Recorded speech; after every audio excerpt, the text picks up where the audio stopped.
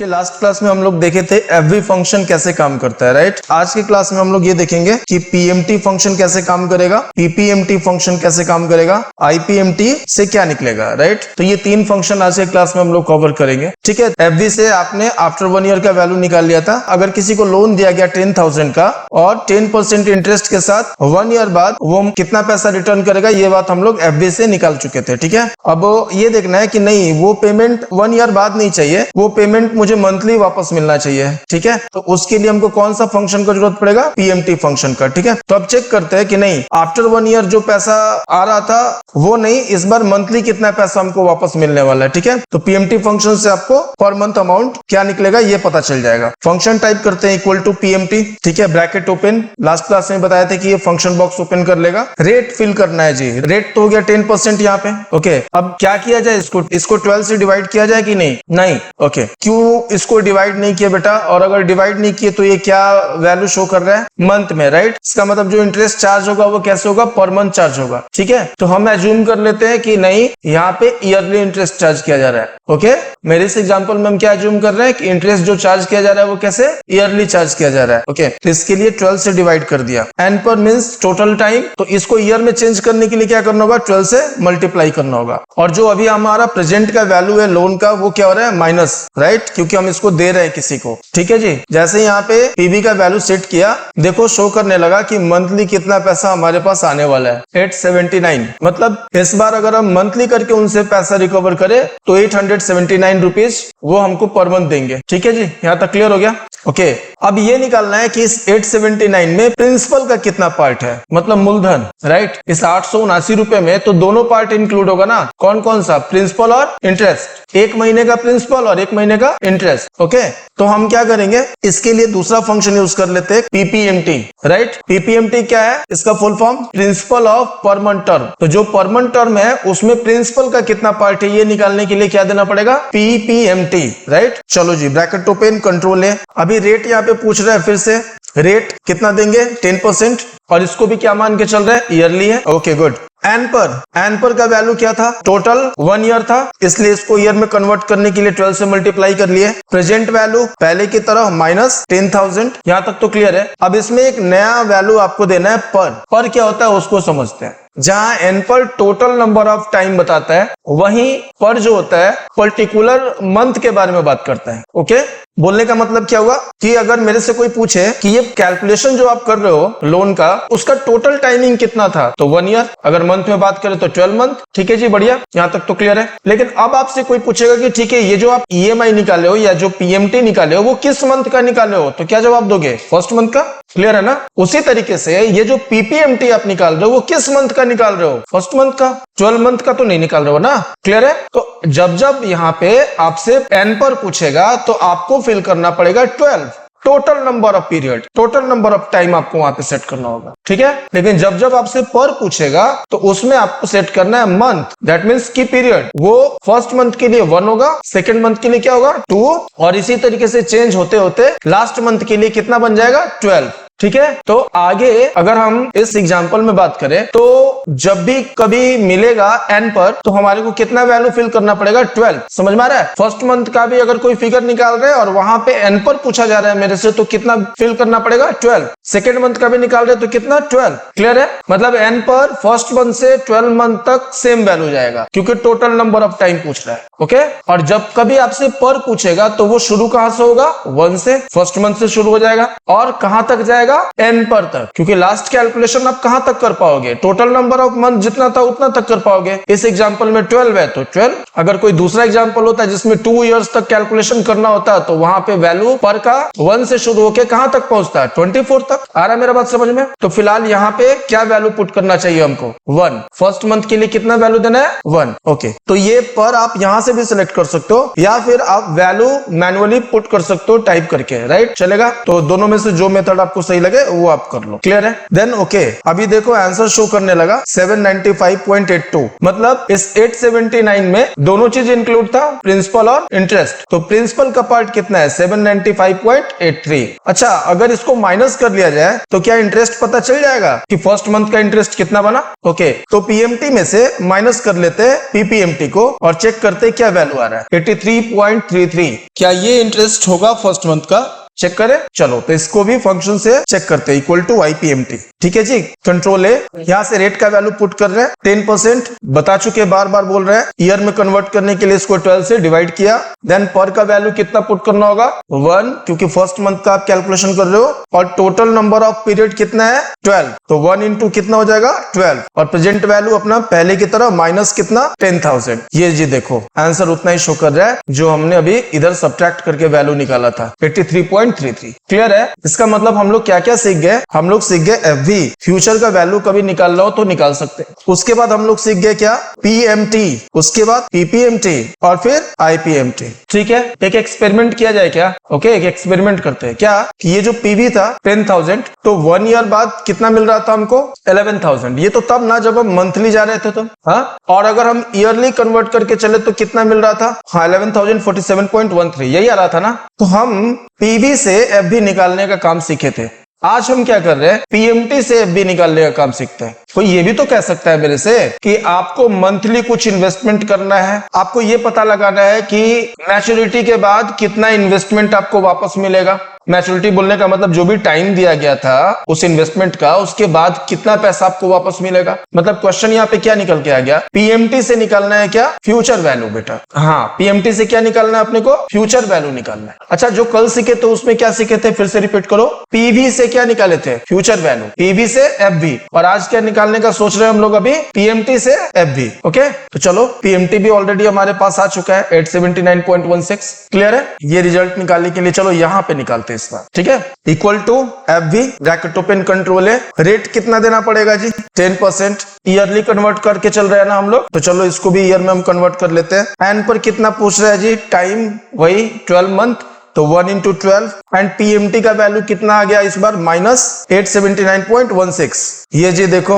आया कि नहीं? आप फिर से वही वैल्यू 11,047.13 और 11,047.13 सेम वैल्यू निकाला ना, मतलब सही है। अब PMT से भी हम लोग फ्यूचर वैल्यू निकाल सकते हैं और PV से भी हम लोग फ्यूचर वैल्यू निकाल सकते हैं। मतलब अगर कोई एक बार इन्वेस्टमेंट किया, एक मुफ्त इन्वेस्टमेंट किया तो कितना मिलेगा ये पता लग जाएगा, और अगर कोई मंथली इन्वेस्टमेंट कर रहा है तो भी कितना मिलेगा ये बात पता चल सकता है। क्लियर है? हम लोग ये 4 फंक्शन समझ गए, FV, PMT, PPMT और IPMT। ओके, इसके बेस पे हम लोग एक लोन कैलकुलेटर तैयार करेंगे आज। ओके, ठीक है, अच्छे से देखना, सारा कुछ समझ गए ऑलरेडी, जो भी थ्योरी का पार्ट था वो समझ गए हो। अब आसानी से आप वो कैलकुलेटर बना सकते हो। ठीक है, तो चलो कैलकुलेटर का एक फॉर्मेट रेडी कर ले जल्दी से। ठीक है, तो इतना वैल्यू को कॉपी करके दूसरी शीट में आ जाते हैं और एक लोन कैलकुलेटर का फॉर्मेट तैयार कर लेते हैं।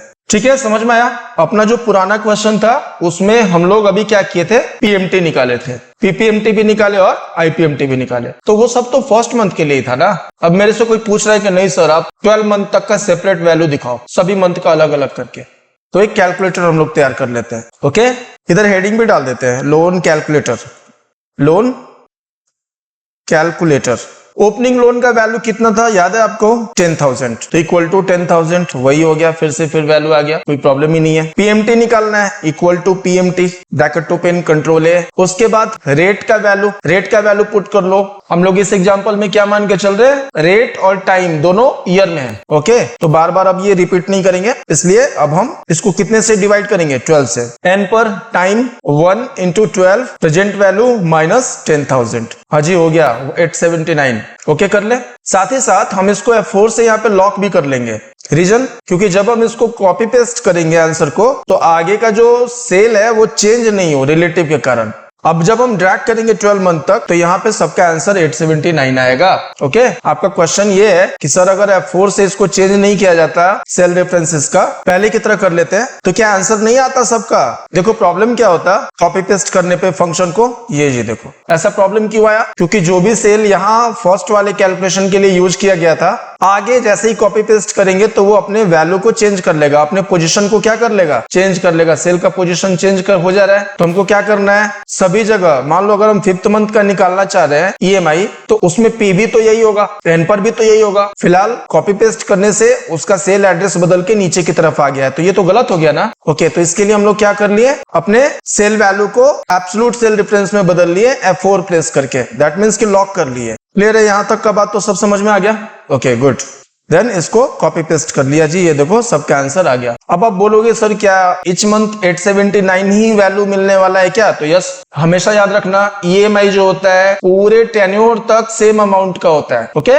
मतलब आज हम किसी को लोन दिए तो हर महीने 879.16 ही मिलने वाला है हमको। ठीक है जी, अब ये सब चेक करना है इसी कैलकुलेटर में। तो फर्स्ट मंथ का प्रिंसिपल कितना आएगा वो निकाल के देखते हैं, इक्वल टू पीपीएमटी। रेट कितना देना है जी, 10%। अगेन F4 से यही लॉक कर लेते हैं, देन डिवाइडेड बाई 12। पर का वैल्यू कितना देना होगा जी, 1 टाइप कर ले क्या, नहीं, क्योंकि अगर हम टाइप कर लेंगे और जब ड्रैग करेंगे मींस कॉपी पेस्ट करेंगे तो सभी में तो 1 ही वैल्यू चला जाएगा ना। जबकि सेकंड मंथ वाले के लिए पर का वैल्यू कितना बदल के हो जाना चाहिए था, 2, थर्ड वाले के लिए 3। तो इस प्रॉब्लम से बचने के लिए हम इधर में मंथ टाइप किए थे। ये मंथ का जो वैल्यू है वो पर के लिए हम लोग रखेंगे। ओके, तो फर्स्ट मंथ के लिए क्या रखेंगे, 1, और इसको लॉक करेंगे या नहीं, नहीं, इसको एब्सोल्यूट सेल डिफरेंस में नहीं बदलना है, इसको किस में छोड़ देंगे, रिलेटिव में ही। ओके, अब बात आ गया एन पर देने का, तो एन पर में क्या वैल्यू लेंगे, 1, F4 से लॉक कर लेते हैं, साथ ही इसको 12 से मल्टीप्लाई कर लेते हैं। एंड प्रेजेंट का वैल्यू कितना शो करेगा, -10,000, और F4 से इसको लॉक कर लिए। ये जी देखो 795 फर्स्ट का आंसर आ ही गया, और हम कॉपी पेस्ट कर लेते हैं, ये जी देखो सबका आंसर आ गया। कोई प्रॉब्लम,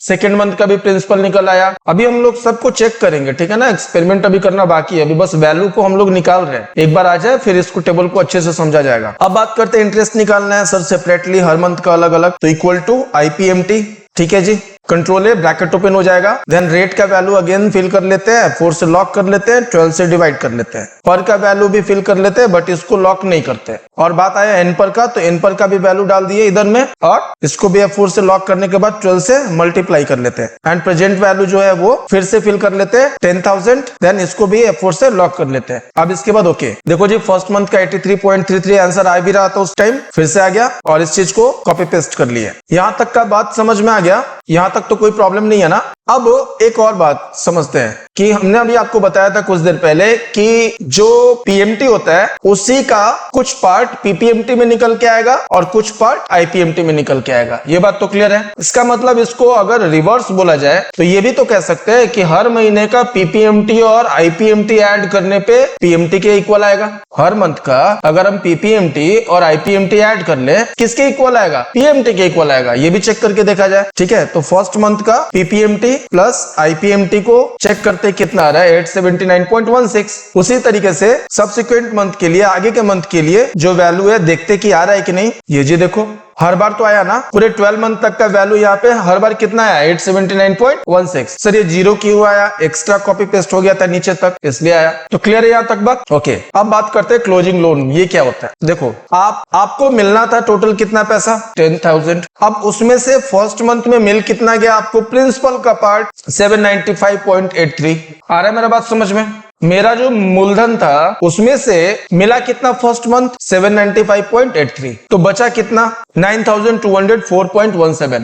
अब यही अमाउंट तो हमको मिलने वाला है ना नेक्स्ट मंथ में। इंटरेस्ट भी हमको इसी अमाउंट पे मिलेगा। नेक्स्ट मंथ में जो इंटरेस्ट मिलेगा वो 9,204 पे मिलेगा। ओके, चलो जी देख लेते हैं। तो इक्वल टू, और जो सेकेंड मंथ का ओपनिंग होगा वो कौन बन जाएगा, फर्स्ट मंथ का क्लोजिंग। यहां तक तो कोई दिक्कत नहीं है। अब जब सेकेंड मंथ का ओपनिंग अपने को पता चल गया और सेकेंड मंथ का पीपीएमटी भी पता चल गया, तो क्या सेकेंड मंथ का क्लोजिंग नहीं पता चल जाएगा। बस क्या करना है, कॉपी पेस्ट। ये जी देखो आंसर आ चुका है। सेकेंड मंथ का भी क्लोजिंग पता चल गया। तो जब सेकेंड मंथ का क्लोजिंग पता चल गया तो थर्ड मंथ का ओपनिंग भी तो पता चल जाएगा। तो करना क्या है, आपको सिंपल इसको ट्रैक कर लेना है, मीन्स कॉपी पेस्ट। और यहां भी आंसर को कॉपी पेस्ट कर लेना है लास्ट मंथ तक। ये जी देखो आफ्टर 12 मंथ अब आपको कुछ भी नहीं मिलने वाला है, 0।